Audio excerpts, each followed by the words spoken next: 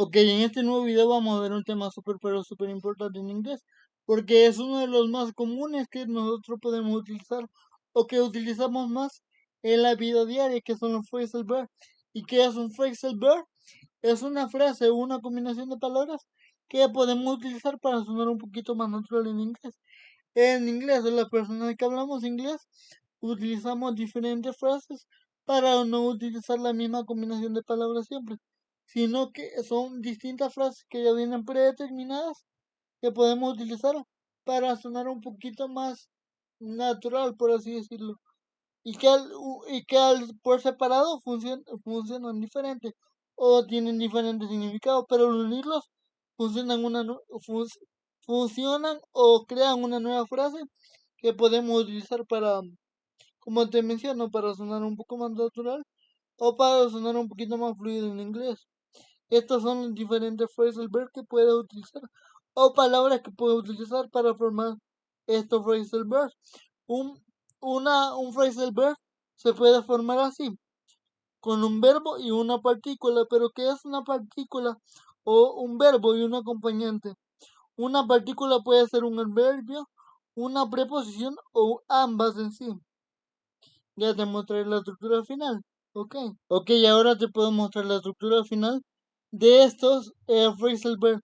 Como ya te mencioné anteriormente, es la combinación de dos o más palabras que se usan para formar una nueva frase o un nuevo significado. En este caso tenemos el ejemplo de wake up, que al verlo por separado, al leerlo por separado, cada palabra tiene su significado, pero si lo juntas, funciona como o crean una nueva frase que es despertarse en sí. Pero si lo lees por separado, cada palabrita o cada frase tiene su significado. Entonces, si juntas esas dos palabras, ya tienes esa frase, phrasal verb, wake up, o esa frase que significa despertarse en español. Muchas veces, esto es lo más importante, muchas veces al usar estos phrasal verbs, el significado cambia completamente. Por ejemplo, look, que ya sabemos que significa mirar, y after, que ya sabemos que significa después, pero look after, si lo utilizamos como un phrasal verb o como una frase ya predeterminada, no significa mirar después, sino que significa un significado totalmente diferente. El significado de la traducción de este phrasal verb o de esta frase en inglés significa cuidar o se traduce como cuidar. Por ejemplo, she looks after her brother. Ella cuidó a su hermano o su hermano. Por eso muchos estudiantes o muchas personas que comienzan a hablar inglés se confunden porque piensan que los phrasal verbs se traducen literalmente y como siempre te digo, no hay que traducir literalmente en inglés porque no todas las frases o todas las palabras tienen una traducción literal. En este caso, cuando estamos hablando del phrasal verb, como puedes ver aquí, cambia totalmente el significado porque muchos pensarían, como ya te mencioné anteriormente, que significa mirar después y no, significa en este contexto cuidar o observar, pero sobre todo cuidar de una persona, de un animal, de un objeto. Por ejemplo, puedes utilizarlo para personas, en este caso, como ves aquí, she looks after her brother.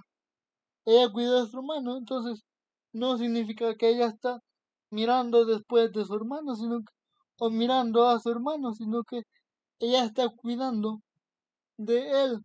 En este caso tiene una traducción o una combinación distinta a la que tú pensarías o a la que pensaríamos si traducimos literalmente. Por eso, como te repito, no es necesario, obligatorio traducir todo literalmente en inglés. Porque, como te lo dije, ya, no todas las frases o todos los textos o todos los audios que veas tienen una traducción literal. Ok, el inglés tiene dos tipos. En este caso, como ya te mencioné anteriormente, tenemos dos tipos, formal y por así llamarlo, un poquito más natural o informal, que no estoy diciendo que sea mal educado, sino que es un poquito más natural para utilizarlo en lenguaje cotidiano o lenguaje de todos los días. Y que tenemos, por ejemplo, formal, aquí puedes mencionar continue, tolerate, enter, investigate, y un poquito más natural carry on, pull up with, come in, find out. Y como te menciono aquí, estas segundas frases o este grupo de segunda fase como carry on, pull up with, come in, find out es más común, pero mucho más común que esta primera frase o esta primera frase continue tolerate, enter, investigate, por ejemplo, investigate. No he escuchado mucho, por ejemplo, en películas, obviamente que vas a escuchar un poquito más el lenguaje más natural o el uso de más phrasal verb y en lenguaje cotidiano. En películas, como te menciono, es más común utilizar más phrasal verb que el lenguaje un poquito más formal. Obviamente sí te digo que lo puedes utilizar. No te digo que está mal, pero es un poco más natural o más común utilizar este tipo de frases. Por eso te menciono, los nativos utilizan mucho más las frases en este tipo de conversaciones. O utilizan mucho más los phrasal verb o frases en este tipo de conversaciones de la vida cotidiana. Este tema de los phrasal verb o de las frases en inglés tiene muchos, pero muchos puntos o temas de lo que podemos hablar. Por eso siento que es mejor dividir el video en varias partes para que tú no te aburras y sientas un poquito o más largo de lo común en este video. Ok, voy a dividir esta, esta primera parte o este tema, sobre todo de los phrasal verb, en distintos videos porque como te menciono, este tema tiene muchos puntos importantes que quiero tomar en cuenta para que tú tengas muy presente este tema. Y como te menciono, para que no te aburras, voy a dejar este video por aquí.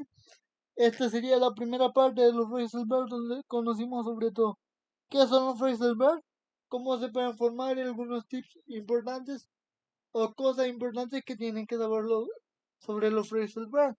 En la siguiente parte vamos a ver los tipos de phrasal verbs y algunos tips más o cosas importantes o puntos importantes que tienen que saber sobre los phrasal verbs en inglés o las frases predeterminadas o como yo les digo, eh, frases hechas en inglés que puedes utilizarlas para diferentes tipos de contextos, diferentes tipos de conversaciones en la vida diaria. Ok, nos vemos en el siguiente video y como siempre te digo, si este video te funcionó, no olvides suscribirte y darle like para seguir con estos videos de inglés. Nos vemos en la siguiente parte, ok.